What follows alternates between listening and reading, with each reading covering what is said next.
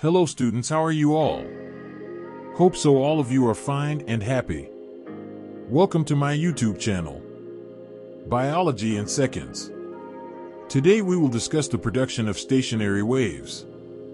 Let's start. बता रहा है कि आज हमने स्टेशनरी वेव्स को प्रोड्यूस करना है स्ट्रेच स्ट्रिंग के अंदर, और साथ ही हम इसका डिफरेंट केसेस भी देखेंगे कि इन्हीं स्टेशनरी वेव्स को ऑर्गन पाइप्स में या किसी भी सिंपल पाइप में किस तरह से प्रोड्यूस किया जा सकता है। तो चलिए फिर हम स्टार्ट करते हैं।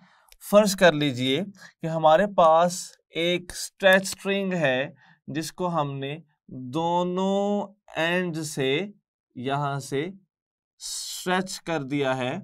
This string is stretched eight both ends. तो यहां से तो ये स्ट्रिंग फिक्स्ड हो गई स्टूडेंट्स। अगर हम यहां से फर्दर नोट करें तो आप इस स्ट्रिंग को इस सेंट्रल पॉइंट से प्लग करें नीचे की तरफ, और प्लग करने के बाद आप इसको रिलीज कर दें। जैसे ही इस स्ट्रिंग को रिलीज किया जाएगा तो नोट कीजिएगा आपके प्लग करने पर इस स्ट्रिंग की पोजीशन कुछ ऐसी बन चुकी थी। रिलीज करने पर ये स्ट्रिंग फौरी वाइब्रेट करेगी ऊपर वाली साइड पे। तो आपने देखा कि ये जो स्ट्रिंग स्ट्रेच थी ये अब इस तरह से अपनी मेन पोजीशन के अराउंड ऑसिलेट करना शुरू हो गई है, कभी ऊपर और कभी नीचे। याद है हमने पढ़ा था कि स्टेशनरी वेव प्रोग्रेस नहीं करती बल्कि स्टेशनरी वेव्स ऑसिलेट करती हैं। किसमें? बिटवीन नोड्स, ऐसे पॉइंट्स के दरमियान जो कि डिस्प्लेसमेंट शो ही नहीं कर रहे होते। अब नोट एक और चीज यहां पे कीजिएगा कि जब हमने स्ट्रेच स्ट्रिंग के अंदर वेव्स को प्रोड्यूस करना चाहा तो वो मीन पोजीशन से ऊपर या नीचे चली गई, यानी कि ये तो फॉर्मेट कर रही हैं ट्रांसवर्स वेव के पैटर्न को। तो हम कह सकते हैं कि अगर तो स्ट्रेच स्ट्रिंग की बात की जाए तो स्ट्रेच स्ट्रिंग में पैदा होने वाली स्टेशनरी वेव्स दरअसल ट्रांसवर्स स्टेशनरी वेव होती है। ऐसी वेव्स जो हम स्ट्रेच स्ट्रिंग के अंदर पैदा करते हैं वो दरअसल ट्रांसवर्स स्टेशनरी वेव्स होती हैं स्टूडेंट्स। अब नोट करें, हमने इसको प्लग किया तो एक लूप क्रिएट हो गया। इस पूरी जो लेंथ थी, दिस लेंथ वाज L, और हमने इस लेंथ में एक लूप क्रिएट किया है। हमने बात पढ़ी भी थी कि एक लूप का मतलब होता है नोड से लेके नोड या फिर एंटी नोड से लेके एंटी नोड तक का जो फासला होगा। तो हम ये बात कह सकते हैं ना कि जो लेंथ है इस लेंथ में λ/2 क्रिएट किया गया है। अगर हम इसी को स्टूडेंट्स थोड़ा सा मॉडिफाई करें तो इट मीन्स कि जो लैम्डा था that is equal to 2L, और क्योंकि यहां पर एक लूप क्रिएट किया जा रहा था तो हम इसको फर्स्ट हार्मोनिक भी कह सकते हैं। This is also called first harmonic, और हार्मोनिक फर्स्ट है तो λ1 आ सकता है। स्टूडेंट्स ये हमारे पास वैल्यू आ गई फर्स्ट हार्मोनिक के वेवलेंथ की। अब आपने एक बेसिक फार्मूला पढ़ा होता है and that is V is equal to F lambda, जिसको मैनिपुलेट करने पर आप कुछ इस तरह से फॉर्मेट कर सकते हैं कि F1 is equal to V/λ1, और अगर मैं λ1 की वैल्यू पुट कर दूं सो दिस बिकम्स V/2L। तो स्टूडेंट्स ये हमारे पास वैल्यू आ गई है फर्स्ट हार्मोनिक की फ्रीक्वेंसी की। और याद रखिएगा फर्स्ट हार्मोनिक की फ्रीक्वेंसी, इस F1 को हम टोन भी कह सकते हैं, और टोन के साथ साथ it is also called fundamental frequency. हम इसे फंडामेंटल फ्रीक्वेंसी भी कहते हैं स्टूडेंट्स। तो यहां तक आपने एक चीज नोट की कि हमने लैम्डा और फ्रीक्वेंसी कैलकुलेट कर ली है स्टूडेंट्स पहले हार्मोनिक की।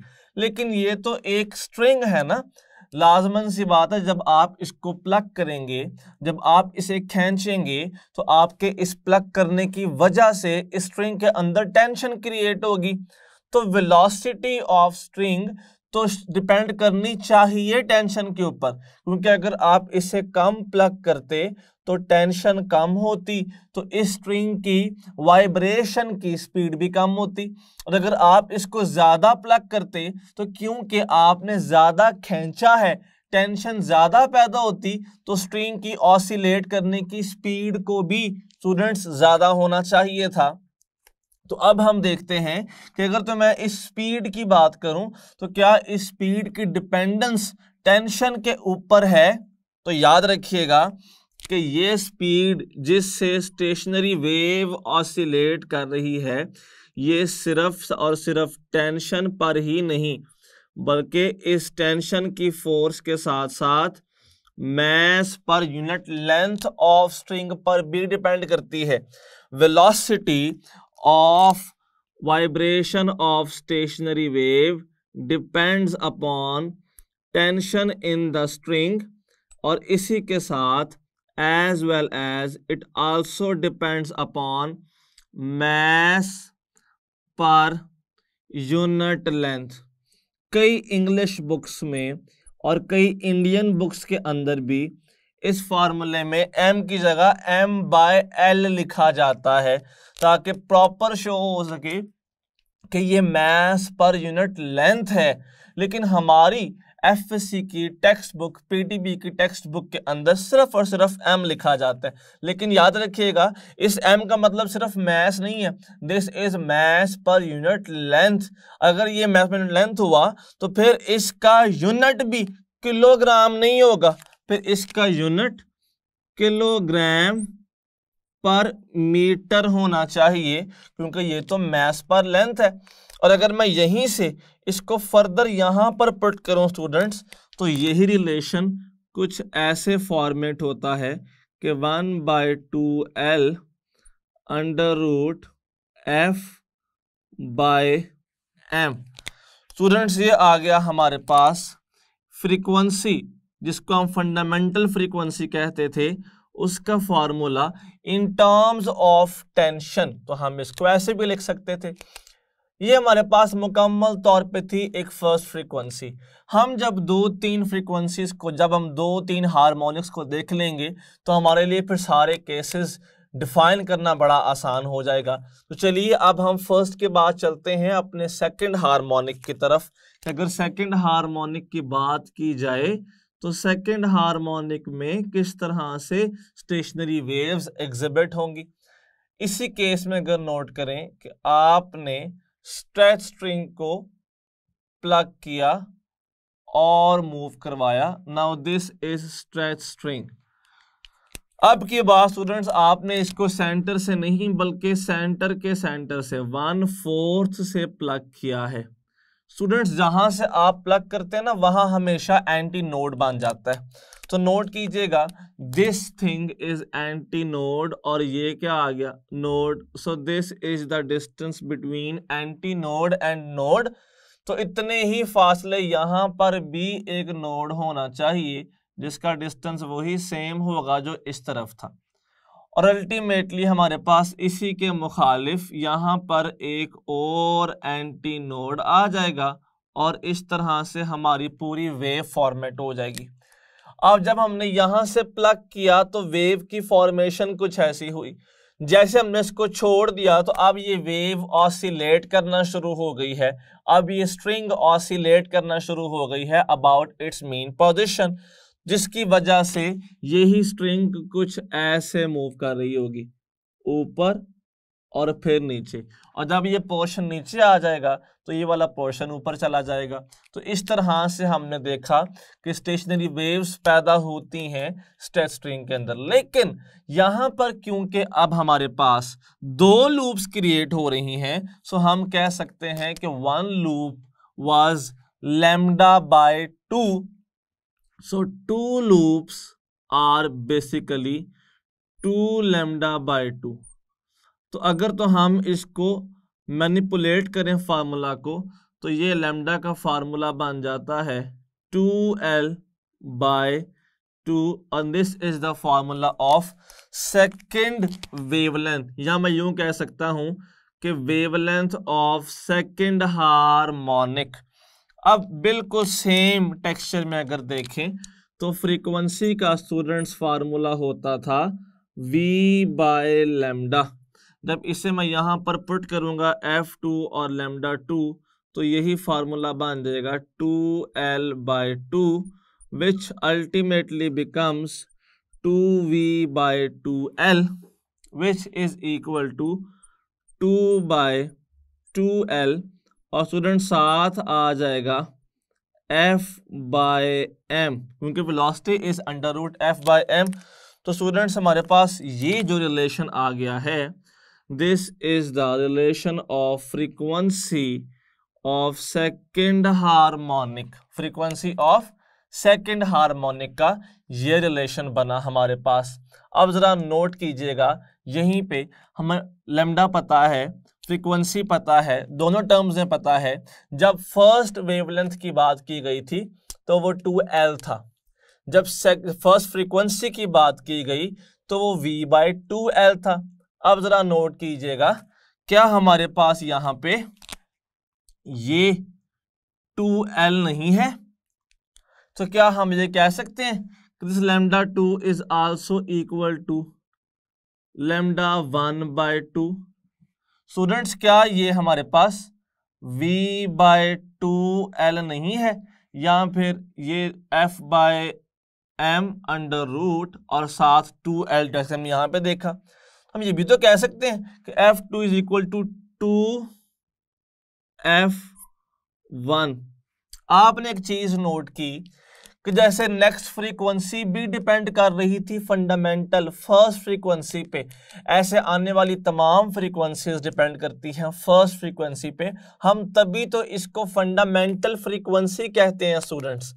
ऐसे अगर थर्ड होती तो वो 3f1 होती, अगर फोर्थ होती तो 4f1 होती। तो अगर मैं nth फ्रीक्वेंसी की बात कर लूं तो नोट कीजिएगा कि in case of nth frequency जो लैम्डा का फॉर्मूला होगा, lambda n is equal to lambda 1 by n, जिसको हम 2L बाय n भी कह सकते हैं। और अगर तो हमारे पास स्टूडेंट्स यहीं पर फ्रीक्वेंसी को पूछा जाता तो Fn is equal to NF1, जिसको हम NV बाय 2L भी कह सकते थे। स्टूडेंट्स ये हमारे रिलेशन आ गए हैं जो कि nth हार्मोनिक के लिहाज से हैं। अब नोट कीजिएगा कि आपको यहाँ से MCQs कैसे पूछे जा सकते हैं। हमें फर्स्ट ऑफ ऑल एक MCQ ये पूछा जा सकता है कि बताइए ऐसा कौन सा हार्मोनिक है एट विच हार्मोनिक, ऐसा कौन सा हार्मोनिक है at which harmonic length of the string is equal to wavelength. ऐसा कौन सा हार्मोनिक है जहां पे लेंथ ऑफ स्ट्रिंग वेवलेंथ के इक्वल आ जाए, और साथ हमें ऑप्शंस दी जा सकती हैं।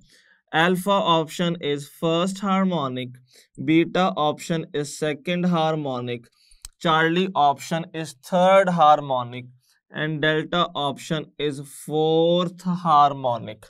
हमें यह बात गिवन है कि length of string is equal to wavelength. अब जरा नोट कीजिएगा, हमारे पास वेवलेंथ का जनरल फार्मूला क्या होता है, wavelength is equal to 2L by n। हमने कहा lambda n is equal to 2L by n, और ये बात तो गिवन थी कि लैम्डा इक्वल्स L है, तो ये दोनों कट गए आपस में। ये n यहाँ पे क्या हो रहा है, डिवाइड, ऊपर आगे क्या हो जाएगा, मल्टीप्लाई। तो हम ये बात भी तो कह सकते हैं ना कि n इज इक्वल टू 2 है। तो स्टूडेंट्स ऐसा हार्मोनिक जिस पे length is equal to wavelength आ जाए वो सेकंड हार्मोनिक होता है। यहीं से हमें क्वेश्चन ऐसे भी पूछा जा सकता है स्टूडेंट्स कि बताइए if if tension in a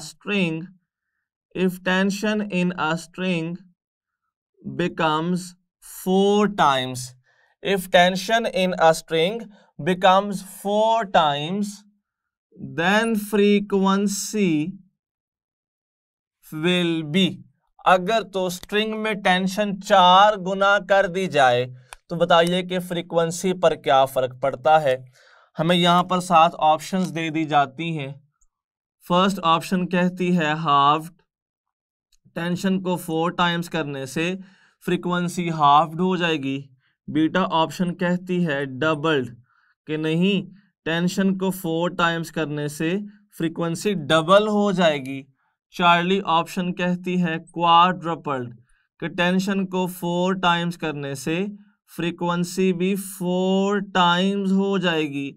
जबकि डेल्टा ऑप्शन कहती है रिमेन्स सेम, कि टेंशन को अगर हम चेंज कर भी लेते हैं तो कोई भी फर्क फ्रीक्वेंसी पर नहीं पड़ता। तो चलिए नोट करते हैं।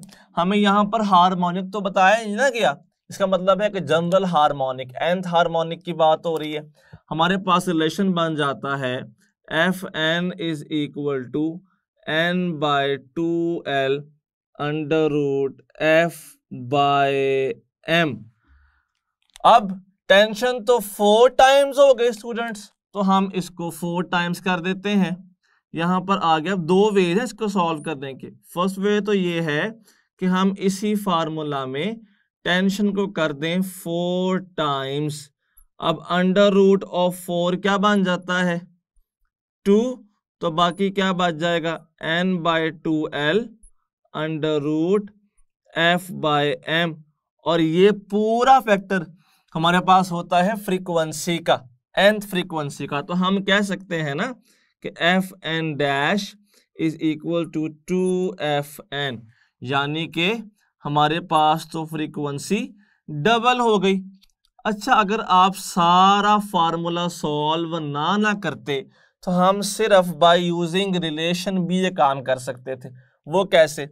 हमने इसमें देखा कि जो Fn है ना, this factor Fn is directly proportional to under root of frequency. तो मैं कुछ यूं कर देता कि Fn डायरेक्ट है अंडर रूट ऑफ फ्रीक्वेंसी के, और फ्रीक्वेंसी हो गई थी 4 टाइम्स। अंडर रूट ऑफ 4 क्या बन जाता है 2, तो ये आ गया हमारे पास 2 under root of f। Relation under root f के साथ देखिएगा सेम रहा, लेकिन साथ कौन आ गया है 2, so it means frequency is doubled. तो हम इस वे में भी इनका रिलेशन ऐसे कैलकुलेट कर सकते थे। तो जो आंसर है इस क्वेश्चन का स्टूडेंट्स वो डबल्ड आता है।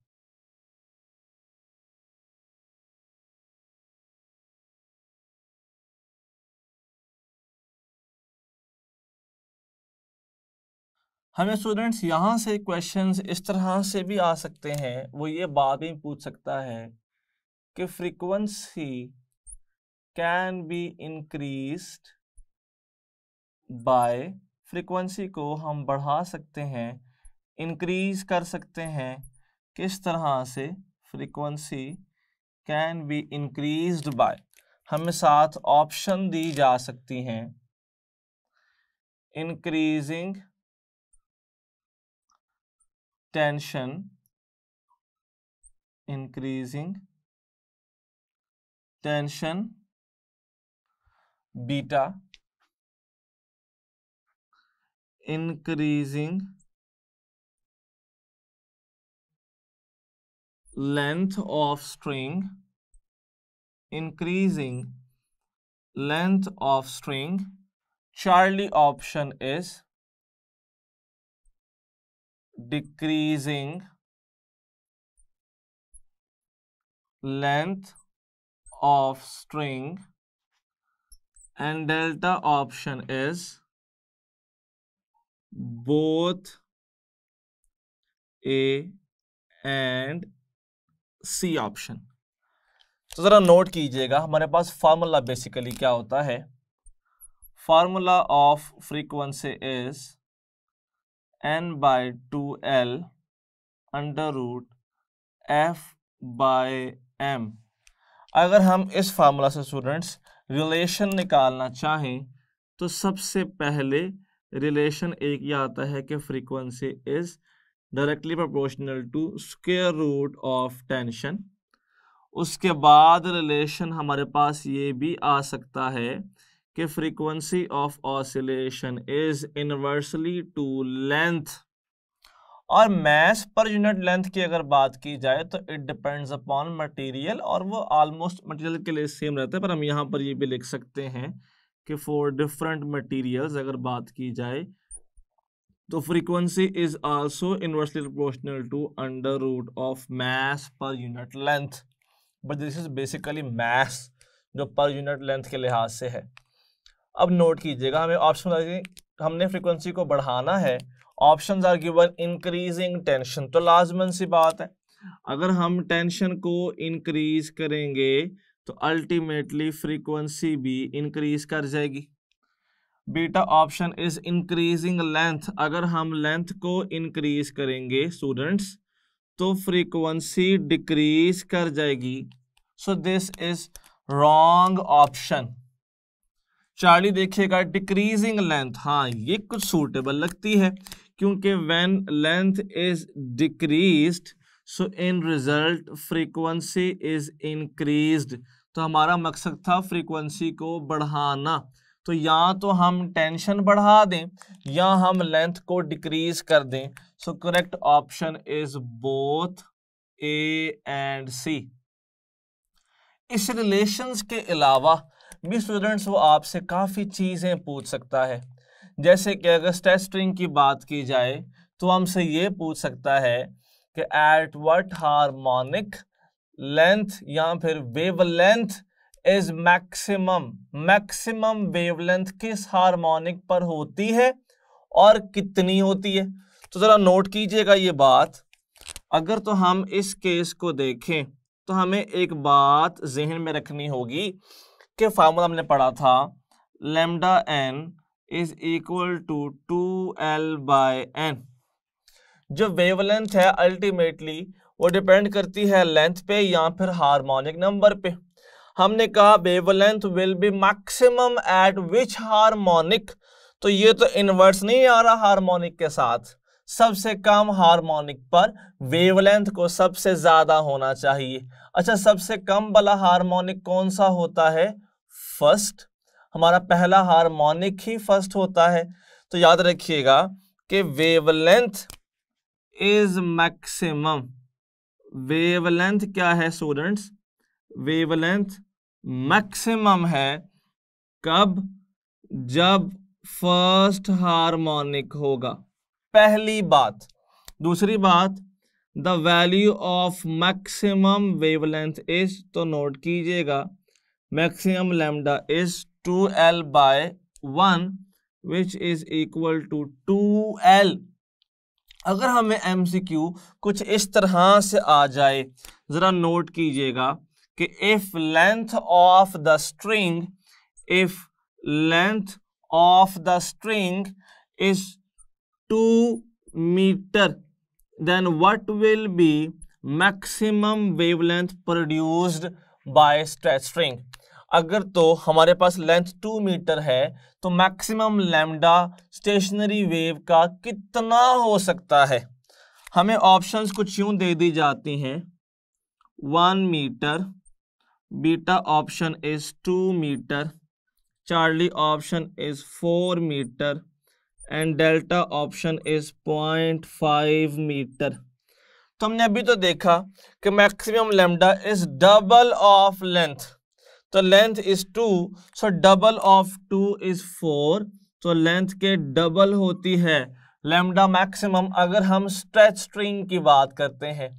स्टूडेंट्स इसी के बाद हमने अभी देखा कि कौन सी वेव्स पैदा होती हैं, ट्रांसवर्स स्टेशनरी, हार्मोनिक्स कैसे हो सकते हैं, रिलेशंस एमसीक्यूज कैसे आ सकते हैं, और मैं लैम्डा मैक्सिमम कैसे पूछ सकता है।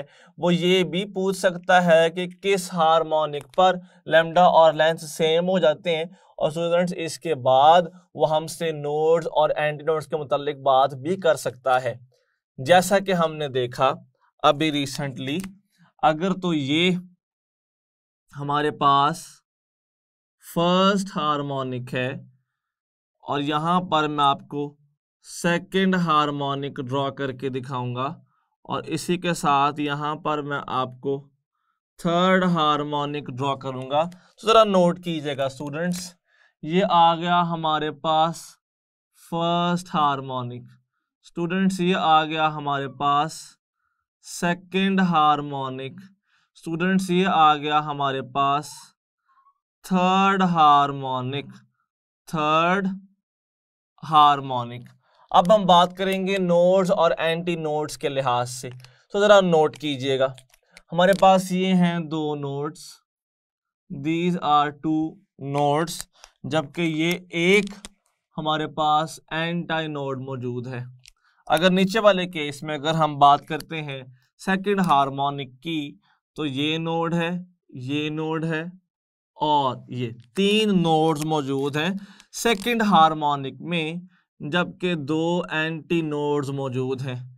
थर्ड हार्मोनिक में तीन एंटी नोड्स मौजूद हैं, जबकि अगर नोड्स की बात की जाए तो आप देख सकते हैं कि देयर आर 4 नोड्स। तो हमने एक बात देखी, फर्स्ट हार्मोनिक तो एक एंटी नोड, सेकंड हार्मोनिक तो दो एंटी नोड्स, थर्ड हार्मोनिक तो तीन एंटी नोड्स। यानी कि मैं सिंपल ये बात कह सकता हूं कि अगर तो हम ये कह दें कि जितना हार्मोनिक नंबर होगा उतने ही एंटी नोड्स होंगे, तो ये बात तो बिल्कुल ठीक है।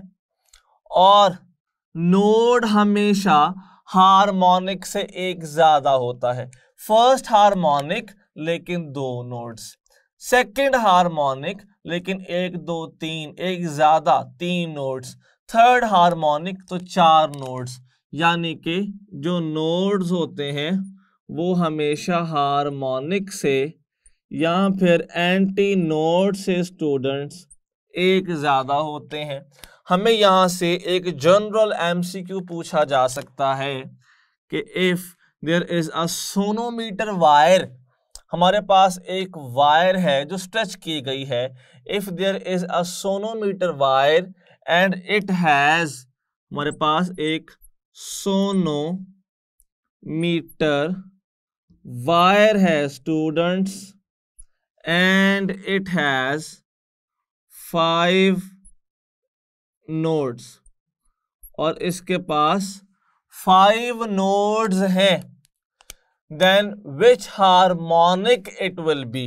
तो बताया जाए कि ये कौन सा हार्मोनिक नंबर है, एन कौन सा होगा।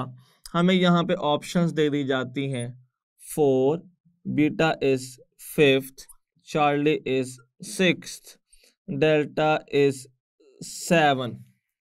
तो हमें एक सिंपल सी बात पता है कि जो नोड्स होते हैं ना, स्ट्रेच स्ट्रिंग में नोड्स हार्मोनिक से एक ज्यादा होते हैं। और स्टूडेंट्स अगर तो मुझे यहां से निकालने हैं हार्मोनिक, तो हार्मोनिक इक्वल आ सकता है n-1 के। There are 5 nodes, so 5 - 1 is equal to 4th harmonic. तो देखें वो किसने कैसे मैनिपुलेट करके आपको नोड्स और एंटी नोड्स में से क्वेश्चन पूछ लिया। हमें क्वेश्चन इस टर्म में भी आ सकता है। अच्छा, एक और भी तर्ज है क्वेश्चन पूछने की, वो कैसे? वो आपको यही सारे क्वेश्चंस इन्हीं फार्मूलाज को यूज करना पड़ेगा, लेकिन पैटर्न चेंज कर देगा। वो आपसे ये बात ऐसे भी पूछ सकता था कि if a wire is vibrating in, if a wire is vibrating in 4th overtone if a wire is vibrating in 4th overtone, और जो हमें लेंथ ऑफ वायर गिवन है that is 0.5 मीटर, जबकि velocity of oscillation of wire that is 20 meters per second। अब note कीजिएगा, हमें पता क्या है, कहता if a wire is moving in 4th overtone, the length of wire is 0.5 meter and velocity of oscillation of stationary wave is 20 meters per second, then what will be the frequency of this mode of vibration? और हमें साथ ही बता दिया जाता है options.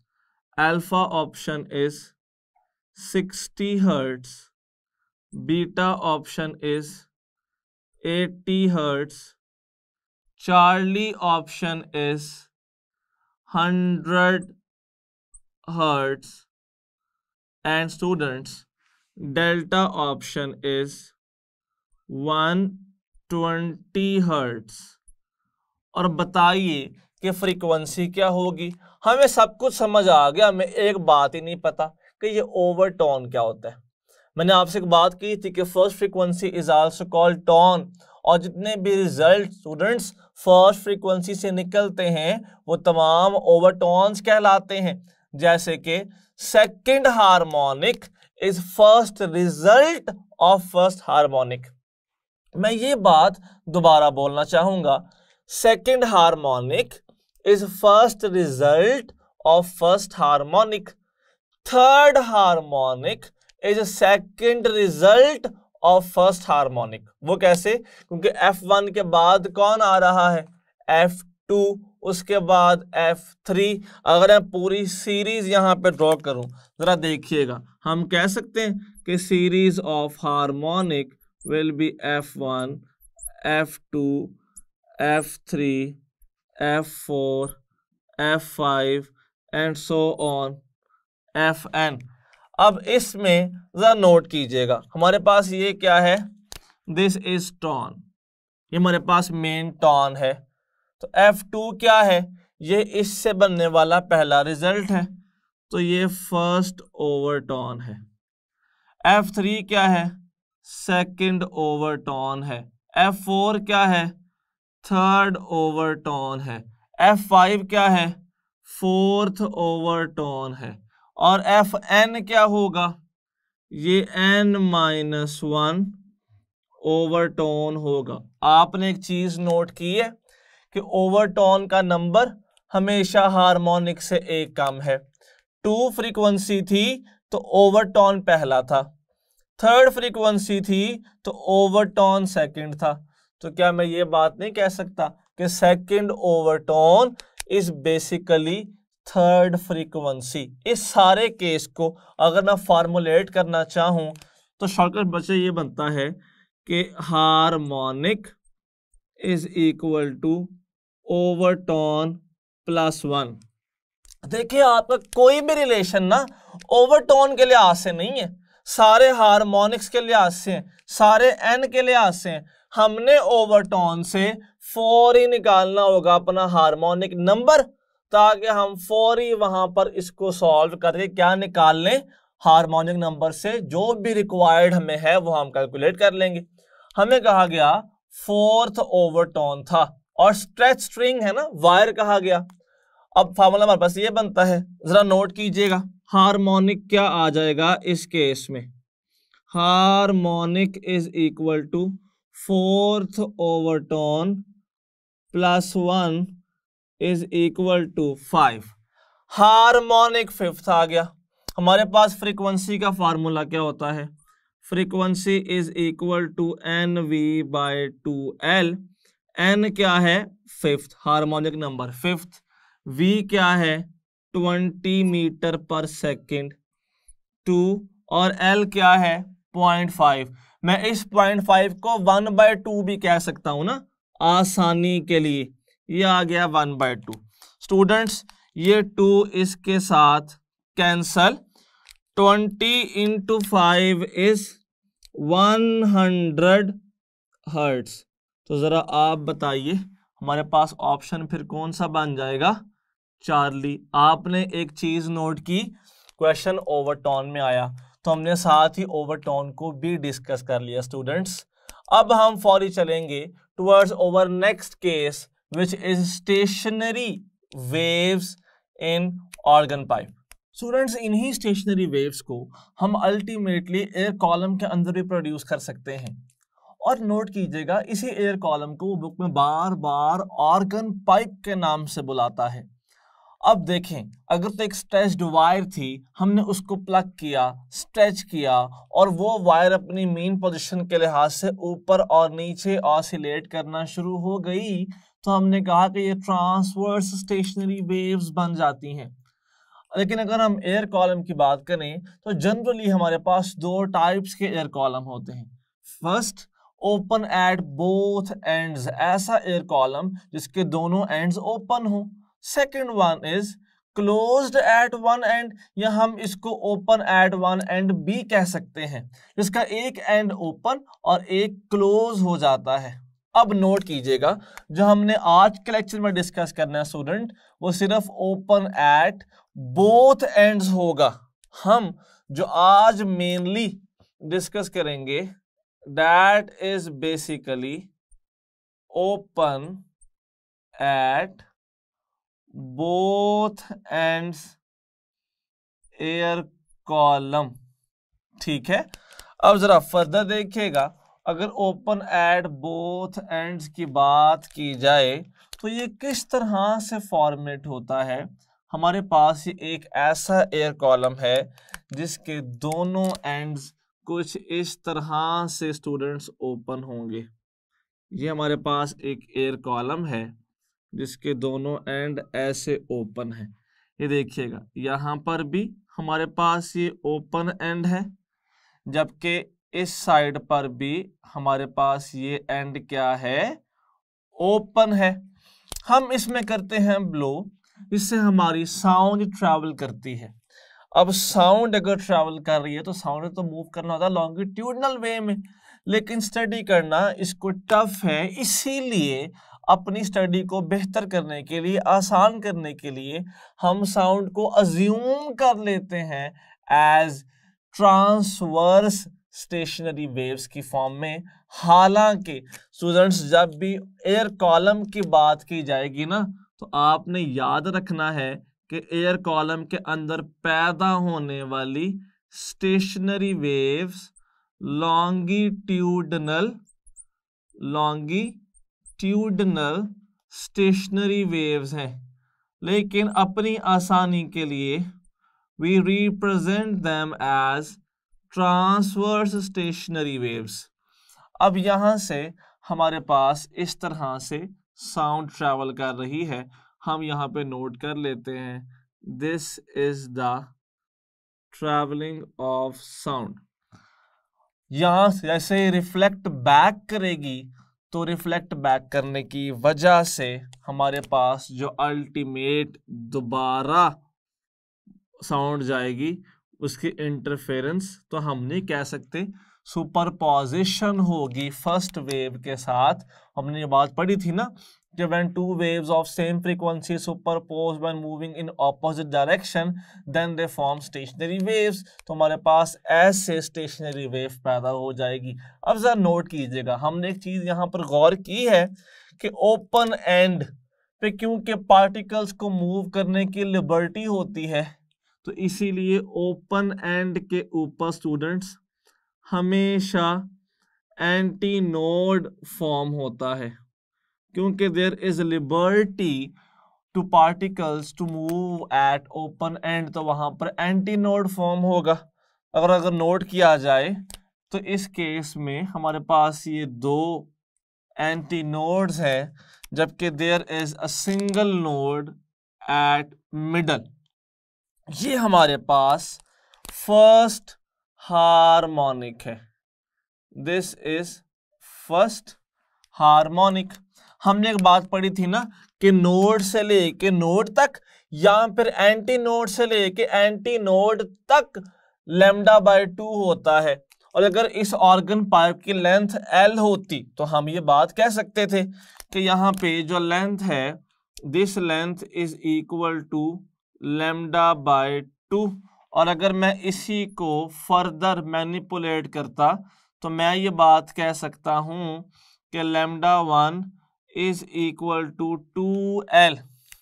Students, ये हमारे पास फर्स्ट हार्मोनिक की वेवलेंथ है। और अगर फ्रीक्वेंसी की बात करें तो हमें तो ये बात पता है कि frequency is equal to v/λ।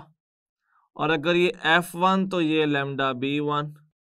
Students, अगर हम इसको फर्दर मैनिपुलेट करें तो ये कुछ ऐसे आ सकता है कि f1 is equal to v/λ1 तो 2L नहीं था, सो इट बिकम्स 2L। अच्छा, क्या यहाँ पर भी वेलोसिटी को टेंशन और मास के टर्म में लिखा जाएगा? स्टूडेंट्स, ये बात गलत है। वो सिर्फ वहां पर इसलिए पॉसिबल था क्योंकि वो एक स्ट्रिंग थी, उसमें टेंशन थी, मास पर यूनिट लेंथ था, लेकिन ये सारा कुछ इन केस ऑफ साउंड नहीं होता, तो हम इसको वैसे लिख भी नहीं सकते। This is the final form f1 is equal to v/2L। आपने एक चीज नोट की है, इसकी λ1 और f1 की सेम वही वैल्यू है जो स्ट्रेच स्ट्रिंग के λ1 और f1 की थी। बिल्कुल सेम तर्ज में हम इस f1 को या तो टॉन कह सकते हैं, या तो हम इसको टॉन कह सकते हैं, या फिर हम इसी f1 को फंडामेंटल फ्रीक्वेंसी कह सकते हैं। यही f1 या तो टॉन है या फिर यही f1 फंडामेंटल फ्रीक्वेंसी है। स्टूडेंट्स, अब ये हमारे पास सारा आ गया फर्स्ट टर्म। अगर मैं इसी चीज को सेकंड में लिखना चाहूं, if I talk about second harmonic, तो जरा नोट कीजिएगा, सेकंड हार्मोनिक के लिए हम दोबारा ऐसे ही एक ऑर्गन पाइप को ड्रॉ करेंगे जिसकी लेंथ L होगी, और इसी ऑर्गन पाइप के बिल्कुल सेम तर्ज में ये दोनों एंड्स ओपन होंगे, जैसे हमने यहाँ पे ड्रॉ किया था। ये दोनों एंड्स इसके ओपन आ गए, और अब अंदर हम करेंगे ब्लो, जिससे साउंड ट्रैवल करेगी, and sound will travel something like this. हमारे पास इस तरह से साउंड कर गई है ट्रैवल, और आपने देखा कि अगेन एंड्स पर एंटी नोड ही फॉर्म हो रहे हैं। एक एंटी नोड ये, एक एंटी नोड ये, और एक एंटी नोड ये, जबकि जो नोड्स की फॉर्मेशन थी अब की बार वो दो नोड्स हैं इन जगहों पर। हम ये बात अगेन कह सकते हैं कि एंटी नोड से एंटी नोड λ/2, एंटी नोड से अगेन एंटी नोड अगेन λ/2। तो यहाँ पर जो पूरी लेंथ है उसमें 2λ/2 की फॉर्मेशन है। और अगर यहाँ से λ इज इक्वल टू 2L/2 कहें तो ये बात गलत तो नहीं होगी। So this is wavelength of second harmonic. अगर फ्रीक्वेंसी की बात की जाए तो f2 इज इक्वल टू आता है v/λ2, तो ये बन जाएगा v/2L/2 which is equal to 2v/2L। Students, बिल्कुल सेम पैटर्न में हमारे पास ये आ गया वेवलेंथ ऑफ सेकंड हार्मोनिक, और नीचे ये हमारे पास बन गया फ्रीक्वेंसी ऑफ सेकंड हार्मोनिक। हमने बहुत डिटेल से बेसिक्स को पढ़ लिया है स्ट्रेच स्ट्रिंग में। अब मैं आपसे स्ट्रेट बात करने जा रहा हूं। ये 2L फर्स्ट हार्मोनिक था ना, तो यहां पर क्या ये 2L मौजूद नहीं है? तो हम कह सकते हैं कि λ2 इज इक्वल टू λ1/2। और क्या यहाँ पर ये f1 v/2L मौजूद नहीं है? तो हम कह सकते हैं this is equal to 2f1। हमने यहाँ पर फर्दर स्पेसिफाई किया सेकंड हार्मोनिक को। अगर मैं इसी तर्ज में nth हार्मोनिक की बात करता तो जरा नोट कीजिएगा कि nth हार्मोनिक कैसे फॉर्मेट होता। nth हार्मोनिक के लिए हमने देखा कि जो लैम्डा है वो हमेशा फर्स्ट वेवलेंथ का 1/n टाइम्स होता है, या फिर हम उसको 2L/n भी कह सकते हैं। और आपने नोट किया this was the same formula of wavelength in stretch string. और अगर Fn की, अगर nth हार्मोनिक की फ्रीक्वेंसी की बात की जाए तो वो NF1 होता है, which is also equal to NV/2L। तो आपने यहाँ पर देखा इसका भी सेम रिलेशन वही है जो स्ट्रेच स्ट्रिंग का था। और यहाँ पर भी आने वाली तमाम फ्रीक्वेंसीज डिपेंड करती हैं किस पर, फंडामेंटल फ्रीक्वेंसी के ऊपर। तो स्टूडेंट्स इस ऑर्गन पाइप के अंदर पैदा होने वाली तमाम फ्रीक्वेंसीज वो भी हार्मोनिक सीरीज को ओबे करती हैं। तो हम यहाँ पे नोट करेंगे कि हमने देखा फर्स्ट हार्मोनिक क्या है, सेकंड क्या है, nth हार्मोनिक क्या है। अगर हमें यहाँ पर ये MCQ पूछा जाता कि बताइए if length of organ pipe is 5 metre then what will be maximum wavelength produced in organ pipe open at both ends।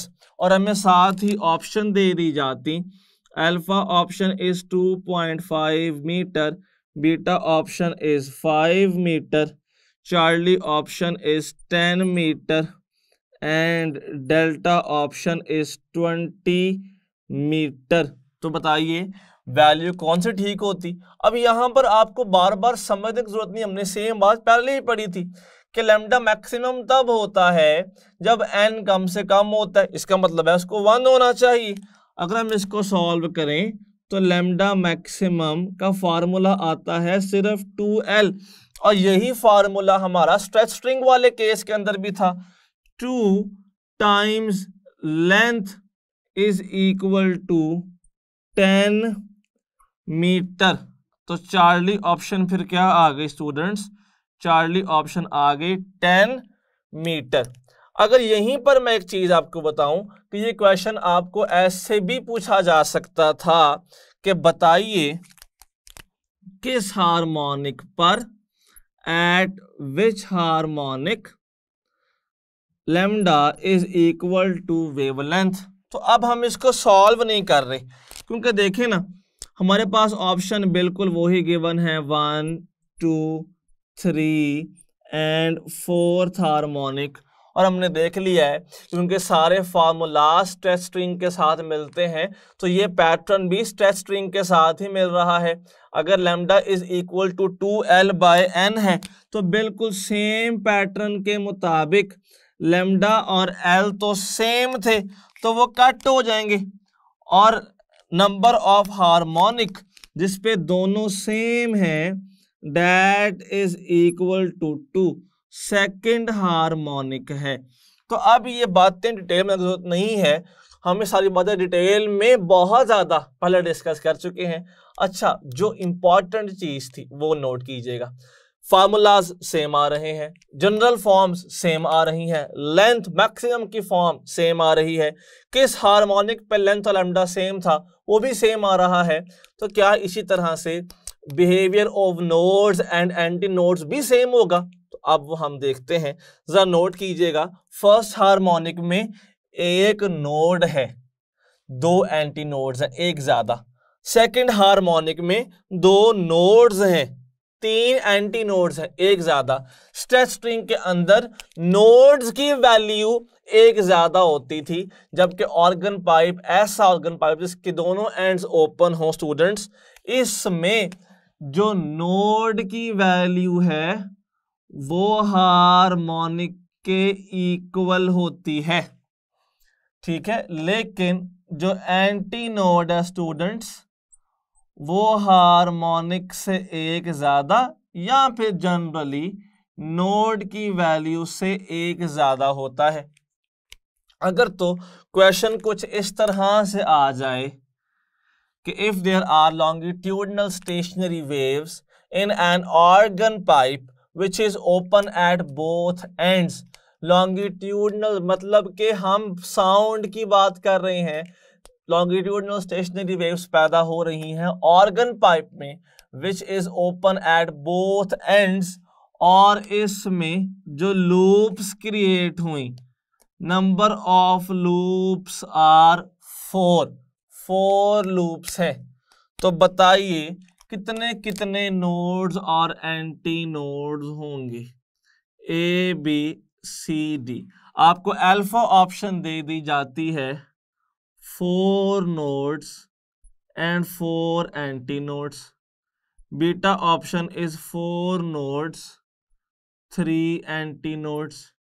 Charlie option is 4 nodes 5 anti nodes. Delta option is 5 nodes and 4 anti nodes. तो note कीजिएगा, आपके पास 4 loops हैं। 4 loops का भला क्या मतलब है? अगर मैं इसी सारी बात को एक ऑर्गन पाइप की फॉर्मेशन में लिखूं ना, तो it becomes something like this. जरा नोट कीजिएगा, ये आ गया हमारे पास ऑर्गन पाइप। हमारे पास 4 लूप्स होने का मतलब कुछ ये है कि इस तरह से ये आ गया एक लूप, ये आ गया सेकंड लूप, ये आ गया थर्ड लूप, और हाफ ये और हाफ ये। So this 2 is 1 2 3 4। ये 4 लूप्स हमारे पास क्रिएट हो चुके हैं और हमें कहा यह जाता है कि अब आप बताइए इसमें कितने नोड्स और एंटी नोड्स हैं। स्टूडेंट्स 4 लूप्स का मतलब ना सिंपल वर्ड्स में ये भी है कि हार्मोनिक नंबर 4 है, क्योंकि स्ट्रेच स्ट्रिंग के अंदर और open at both ends organ pipe के अंदर जितने हार्मोनिक होते हैं उतने ही लूप्स बनते हैं। फर्स्ट हार्मोनिक था ना, तो याद है एक लूप बना था स्ट्रेच स्ट्रिंग में, इधर भी एक ही बन रहा है। सेकंड हार्मोनिक में वहां पे 2 लूप बने थे, इधर भी 1 और 2 बन रहे हैं। तो जितने लूप्स उतने हार्मोनिक होते हैं सिर्फ स्ट्रेच स्ट्रिंग और ओपन एट बोथ एंड्स वाले केस में। तो लूप 4 होने का मतलब है कि हार्मोनिक 4 है। और जरा नोट कीजिएगा, हमारे पास इस केस में अगर देखा जाए तो 1 2 3 एंड 4 नोड्स हैं। हमने पढ़ा भी तो है कि जितने हार्मोनिक होते हैं उतने ही नोड्स होते हैं, जबकि अगर एंटी नोड्स को देखा जाए तो 1 2 3 4 5 एंटी नोड्स होते हैं। तो हमारे पास एक ज्यादा, इसमें ऐसी ऑप्शन कौन सी है? 4th हार्मोनिक का मतलब है 4 नोड्स और एक ज्यादा 5 anti nodes. So students Charlie is the correct answer out of all these. तो हमने देखा कि सारा पैटर्न सेम है सिवाय बनने के, वेव की टाइप के, और नोड्स और फर्क एंटी नोड्स के पैटर्न के अंदर भी मौजूद है। अब हम एक क्वेश्चन और करेंगे कि अगर यहीं से देखा जाए तो बिल्कुल सेम पैटर्न में क्वेश्चन तो हमें ओवरटोन्स की सेंस में भी आ सकता है। हमसे बात तो ये भी कही जा सकती है ना कि stationary waves are produced in an organ pipe which is both at open ends of length 2 meter. What will be the frequency? What will be the frequency of third overtone?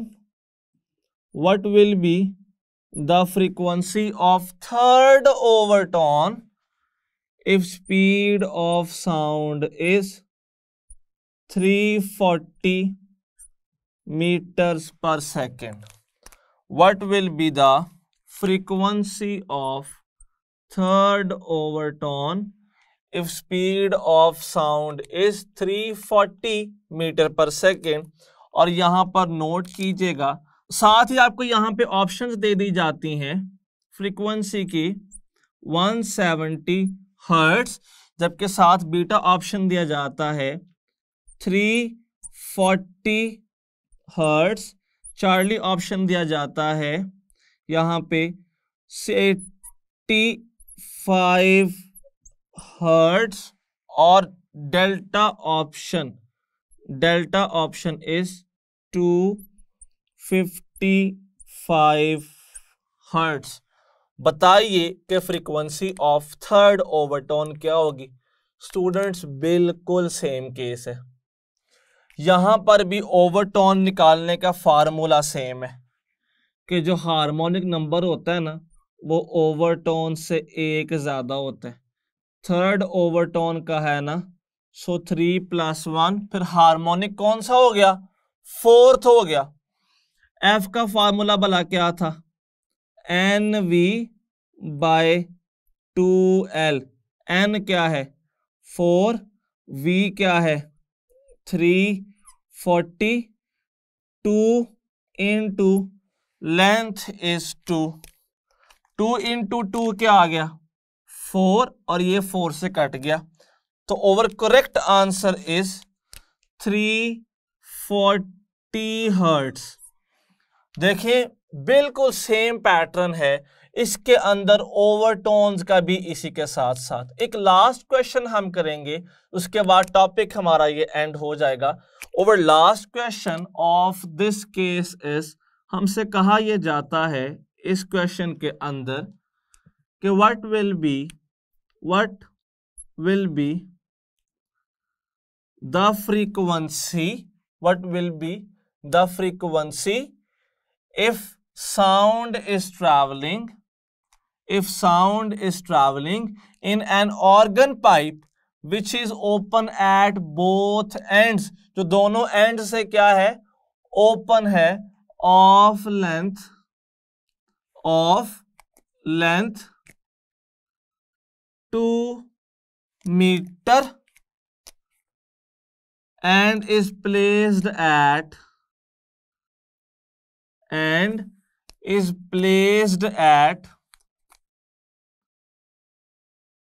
10 degree Celsius. अगर sound एक organ pipe जो कि दोनों and से open है उसमें travel कर रही है 10 डिग्री सेल्सियस पर, तो बताइए कि उसकी फंडामेंटल फ्रीक्वेंसी क्या होगी। What will be its fundamental frequency? अब आपको यहां पर जो ऑप्शंस स्टूडेंट्स दे दी जाती हैं वो मैं सारी यहां पर नोट डाउन कर रहा हूं, फिर हम इसको प्रॉपर अपने वे में सॉल्व कर लेंगे। तो चलिए स्टार्ट करते हैं। First option is 338 hertz, 338 hertz. Beta option is 169 hertz. Charlie option is 84.5 hertz. Delta option is 42.3 hertz. बताएं which of the following is correct option. हमें इसमें सबसे बड़ा मसला भला क्या फेस करना पड़ रहा है, हमें फार्मूला पता है फ्रीक्वेंसी का जो कि होता है F1 is equal to V/2L। Length पता है, हमें तो V ही नहीं पता, पर हम ये बात कैसे बोल सकते हैं कि यहाँ पे साउंड है and speed of sound depends upon temperature, और हम निकाल सकते हैं अगर हमें टेम्परेचर गिवन हो सेल्सियस में। वो कैसे, क्या हम ये बात भूल गए कि VT is equal to V0 which is 332 plus 0.61 into T जो कि 10 डिग्री सेल्सियस था। 332 प्लस मल्टीप्लाई के 6.1 आएगा तो ये बन जाएगा 338.1 मीटर्स पर सेकंड। हम आसानी के लिए 338 पुट कर देंगे बस।